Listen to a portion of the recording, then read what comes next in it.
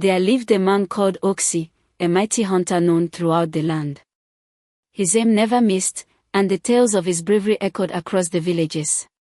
He was not only a skilled hunter but also very wealthy, owning vast farmlands, flocks of livestock, and a mansion by the riverbank.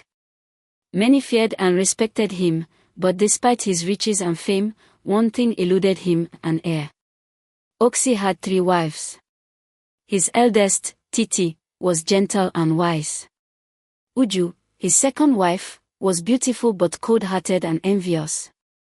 Chika, the youngest, was a spirited and kind young woman from a humble background. Titi had loved Okesie deeply, and when she realized she could not bear him children, it broke her heart. Yet, in her selflessness, she encouraged Okesie to marry another, hoping someone else might give him what she could not. Okesie married Uju. But Uju's heart was filled with jealousy. She detested Titi's quiet dignity and the affection Okesie still held for her. Years passed, but neither Titi nor Uju bore children. At last, Titi once again stepped in. She pleaded with Okesie to take a younger wife.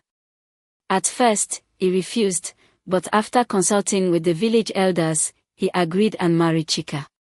Chika brought a new light into Okesie's household.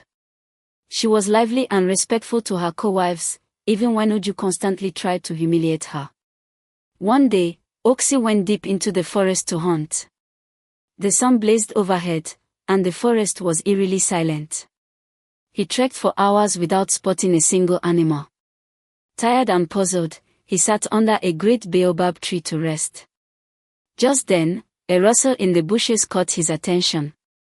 He crept forward, gun in hand, and there it was, a majestic antelope, its coat glistening like gold. He aimed, but before he could pull the trigger, the antelope spoke in a calm voice. "Spare me, and your deepest wish shall be granted." Shocked, Okesie lowered his gun. His heart whispered the one thing he longed for: children. "I wish for my wives to bear me children," he said. The antelope nodded and disappeared, leaving behind 3 glowing palm fruits. "Give each wife 1 fruit," the wind whispered. Okesie returned home and, after supper, gathered his wives and shared the miraculous story. He gave them each a fruit and prayed for the best. Months passed. Joy overflowed as all 3 women became pregnant. Okesie was filled with gratitude, and for a time, peace reigned. But Uju's jealousy only grew. She feared Chika's child might outshine hers, especially since Okesie was beginning to favor the kind and expectant younger wife. Her heart turned darker. One day, while Okesie was away at the market, and Chika had gone to the stream, Uju prepared food, laced with poison, for both Titi and Chika. Titi, trusting as ever, ate the meal. Hours later, she cried out in pain. Alone in the house, she passed away, her unborn child lost with her. As Chika returned from the stream, she saw Titi's spirit appear, warning her not to eat Uju's food. Chika ran into the house and found Titi's lifeless body. Neighbors gathered as her cries pierced the evening air. When Okesie returned and heard the news, grief overcame him. Uju, seeing Chika still alive and pregnant, returned to the medicine man for a stronger poison. But he warned, if water touches this, it will backfire. She took it and hurried home, unaware that clouds had already gathered above.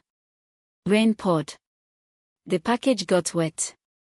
That night, as she approached Chika's room to commit the unthinkable, the poison in her hands began to burn.